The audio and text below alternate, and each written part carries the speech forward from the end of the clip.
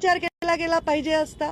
ओबीसीचं सुद्धा ओबीसी समाजाने रस्त्यावरून त्याच्याबद्दल निदर्शनं केली, पण अशा प्रकारचा अपप्रकार आतापर्यंत महाराष्ट्राच्या इतिहासामध्ये कोणीही पाहिला नाही। मराठा समाजातील सर्व समंजस आणि संयमी लोकांना सुद्धा मला नाही वाटत की या गोष्टीच्या बद्दल कुठेही म्हणजे अप्रियता अशी वाटलेली आहे। शिवरायांच्या महाराष्ट्रामध्ये जेव्हा युद्धावर पिकातून घोडे नेऊ नका, काय दोष होता यार सुभाष राऊतचा? ना राजकारणात आहे, ना कुठली निवडणूक लढली, ना काही, त्यांचं करोडो रुपयाचं नुकसान झालं। काय दोष होता त्या आमदाराच्या घरच्या लोकांचा, त्यांच्या लेकरा बाळांचा, की आज त्यांचा जीव धोक्यात झाला? काय दोष होता या जिल्हाध्यक्षांचा? ते आपल्या आपल्या पक्षाचं काम करत होते। इथे कुणीही काही वाईट बघण्याचा दृष्टीने हे झालेलं आहे आणि कुठेतरी एक खूप सुप्त असा एक ज्वालामुखी इतर समाजाच्या मनामध्ये तयार होत आहे। याच्याबद्दल मला सध्या चिंता वाटते, कारण मी म्हटलं होतं पहिल्याच दिवशी की ओबीसी आणि मराठा समाज प्रयत्न करत असेल तर ते आम्ही होऊ देणार नाही। पण या घटनेनंतर मात्र अत्यंत मोठा असंतोष सर्वांमध्ये, म्हणजे काही गावांमध्ये तर असं झालंय की छोटी छोटी 2-3 घरं आहेत इतर समाजाची, तिथे काही लोकांनी येऊन त्यांना बाहेर काढून त्यांचे घरं जाळले, धक्काबुक्की केली, मारामारी केली। या घटनांविषयी मला वाटतं कोणी पण आंदोलन करते असतील, आरक्षण संस्कृती आहे आपल्या महाराष्ट्राची, आंदोलन इथे आतापर्यंत इतिहासात झालेली आहे। कधी अशा प्रकारची अप्रिय घटना घडलेली नाही। ही त्याची सुरुवात नसेल तर हा त्याचा शेवट पाहिजे। इथून पुढे असं काही महाराष्ट्राला पाहायला लागू नये अशी माझी सर्वांना विनंती आहे। प्रत्येक जण प्रत्येकाला सपोर्ट करतो, आम्ही पण सपोर्ट करतोय, आमची भूमिका मांडतोय, पण तुमच्यापेक्षा भूमिका जर कोणाची असेल तर त्याला दहशत वाटावी, त्याला आंदोलन मक्कात रूपांतर झालं नाही पाहिजे। नाही तर रस्त्यावर जर सगळेच यायला लागले तर फार अवघड परिस्थिती निर्माण होईल। मला असं वाटतं की मराठा समाजाच्या आरक्षणाच्या विषयामध्ये केवळ शब्द आणि डेडलाईन घेण्यापेक्षा खरी खुरी चर्चा घडून आली पाहिजे, ज्यांच्याकडे संविधानिक डेटाबेस आहे अशा लोकांकडून, आणि त्याचा विषय मिटवला गेला पाहिजे। कोणाचंही आरक्षण देत नसतं, हे निसर्गीय आहे। आता सध्या अवरोध असणारच नाही, निसर्ग आहे ना। हे जर उलट असतं तर काय झालं असतं? असंच झालं असतं ना। त्यामुळे संविधानामध्ये बसेल तसं आरक्षण त्यांना जर दिलं तर ते टिकेल आणि या समाजामधलं शांतता सुद्धा टिकेल, या समाजामधलं सौंदर्य सुद्धा टिकेल असं मला वाटतं। मला आज वाटतं बीड जिल्ह्याच्या सामान्य जनतेचं, आणि जेव्हा यांच्या घरा आजूबाजूला असणाऱ्या वस्त्यातले सगळ्या जाती धर्माचे दलित मुस्लिम बांधवांनी मदत करून त्यांना बाहेर काढलं, हे चित्र आहे आपल्या महाराष्ट्राचं खरं। असं चित्र परत कधी दिसू नये अशी माझी विनंती आहे। कोणत्याही वर्गाला इतकं अस्वस्थ करू नये की त्याचा परिणाम पुढे आपल्याला बघायलाही मिळणार, म्हणजे अनुभवायला मिळेल असा जो कधी विचारातही केला नाही, असा परिणाम होऊ नये अशी सगळ्यांनी शाश्वती। माझ्या जिल्ह्यातील आहे, मंत्री जरी हटलं तरी मी आज पालक आहे।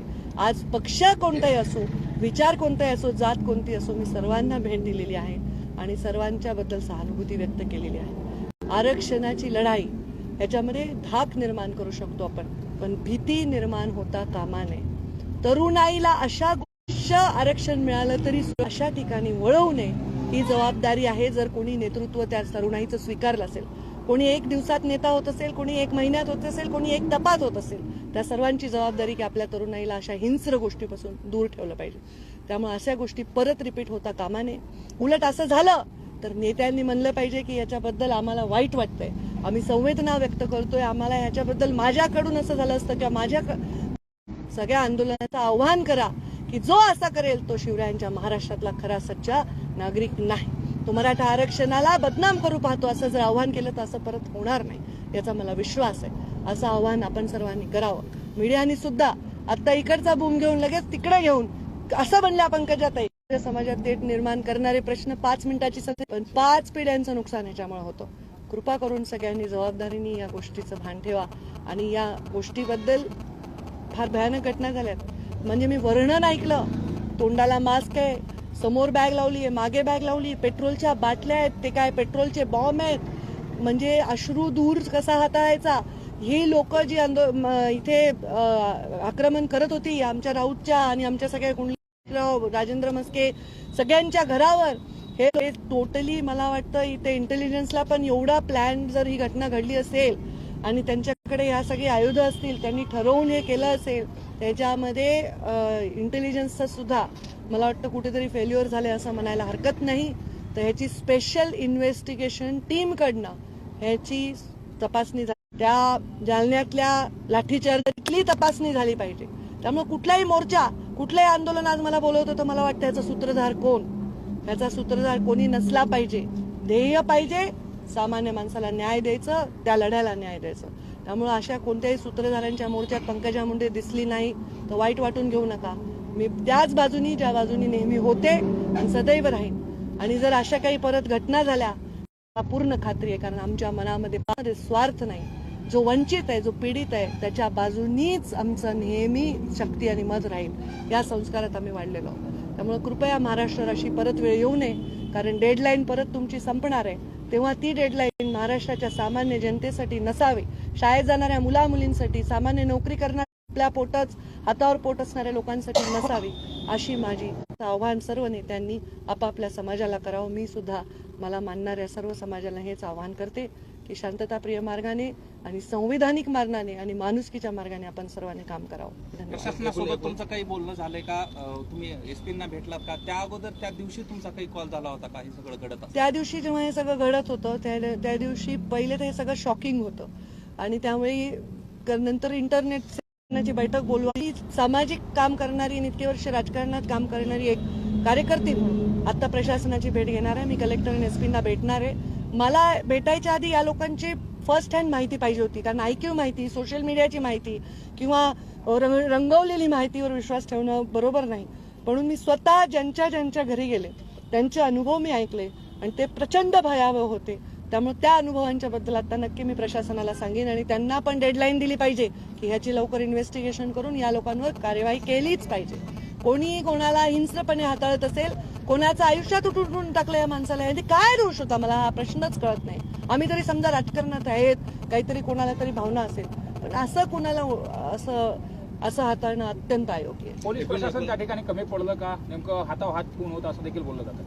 हे पहा, मी एवढंच सांगितलं की इंटेलिजन्स, जर हे एवढे तयारीत होते सगळेजण, तर इंटेलिजन्सचं काही फेल्युअर आहे असं मला वाटतं. त्याच्यावर तपासावं त्यांनी आणि याची स्पेशल इन्व्हेस्टिगेशन करावी, म्हणजे आपोआप सगळ्या गोष्टी बाहेर येतील.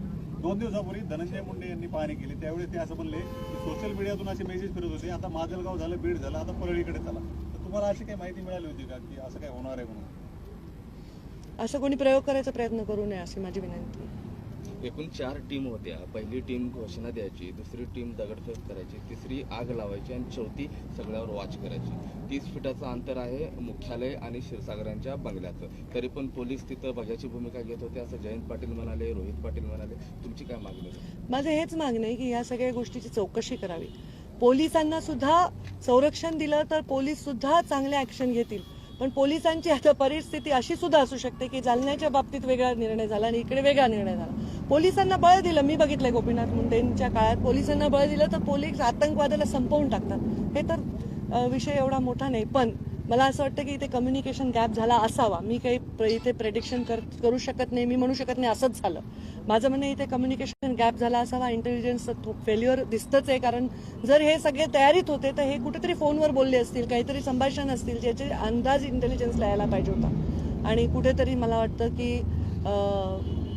ह्याच्यावर स्पेशल वेगळी अशी चौकशी नेमली पाहिजे आणि त्याला पण टाइम बाउंडच केली पाहिजे. ती पण वर्षानुवर्ष चालली नाही पाहिजे.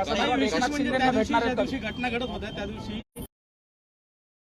जमाव होता, तो एखादी घटना घडली की त्या ठिकाणी घोषणा द्यायचा आणि आपलं टार्गेट त्या ठिकाणी घोषणा देऊन सांगायचा, आपल्याला पुढे जायचं. आणि त्या दरम्यान डिपार्टमेंट देखील होतं. मग आता ते तिथे जे उपस्थित होते त्या सगळ्या अधिकाऱ्यांची सुद्धा चौकशीमध्ये माहिती घेतली पाहिजे, त्यांची पण चौकशी झाली.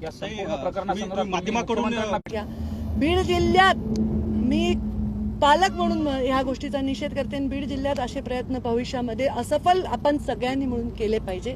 तुमच्या समोर मी उभी राहीन, पण असं परत बीड जिल्ह्यात घडलं नाही पाहिजे. प्रशासन असेल, सरकार असेल, कमी पडलंय असं वाटतं, कारण अशा घटना झाल्यानंतर अनेक वेळा राजीनामे मागितले जाते. पहिली घटना राजीनामा मागत नाही. तुम्हाला काय वाटतं की याची चौकशी? तर आता राजकारणाच्या पलीकडची घटना आहे. राजीनामा देणं नाही देणं आता ह्याच्यात पडायचंच नाहीये कोणाला. आता तुमच्याकडे चांगले अधिकारी लावून, चांगले ज्याचं रेकॉर्ड चांगलं आहे, ज्याच्याकडे चांगले मोठे मोठे केसेस सॉल्व्ह केलेले आहेत असे अधिकारी लावून याची स्पेशल इन्व्हेस्टिगेशन केली तर सगळ्या गोष्टी समोर येतील. आता मी काय ह्या अशा गोष्टीत विश्वास ठेवत नाही की अशा परिस्थितीत काहीतरी राजकीय आपले हात धुवून घेणं हे मला पटत नाही. या संदर्भात मुख्यमंत्र्यांना तुम्ही भेटणार आहात का नेमकं हे हे सगळे मी जे बोलते ते मुख्यमंत्र्यांपर्यंत जाईल अशी माझी अपेक्षा आहे.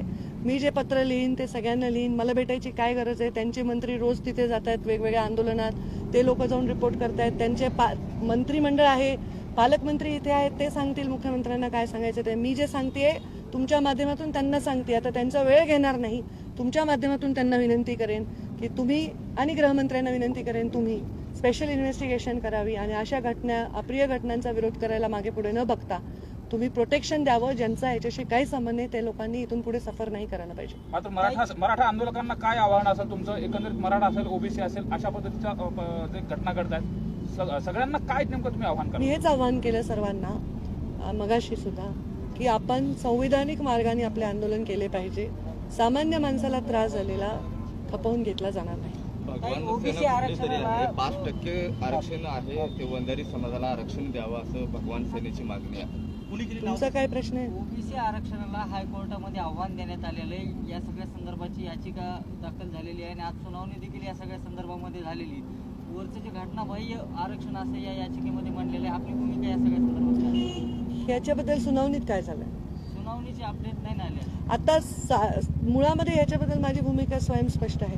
जो मागास आहे त्याला मुख्य प्रवाहात आणणं हा त्याचा अधिकार आहे. त्या त्यावेळी त्या त्या ठिकाणी त्या त्या परिस्थितीमध्ये राजकीय निर्णय किंवा संविधानिक निर्णय होत असतील आणि त्याच्यानी कोणाचं चांगलं होत असेल तर त्याच्यामध्ये काही गैर असण्याचं कारण नाही.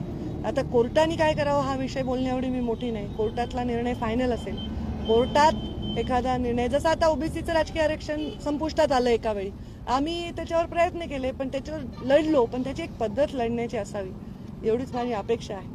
आणि मराठा समाजाची मागणी राजकीय आरक्षणाची कधी नव्हतीच आणि त्यांना राजकीय, कारण त्यांचा तर हा रोष आहे की आमच्या राजकारणात एवढा ताकद असताना देखील सामान्य माणूस पिसले चाललाय. तर त्यांची राजकीय आरक्षणाची मागणी नव्हती आणि ओबीसीचं राजकीय आरक्षण सुरक्षित ठेवण्याची मागणी होती. या दोन मागण्या मिक्स कधी झाल्या याचा थोडा अभ्यास करण्याची गरज आहे.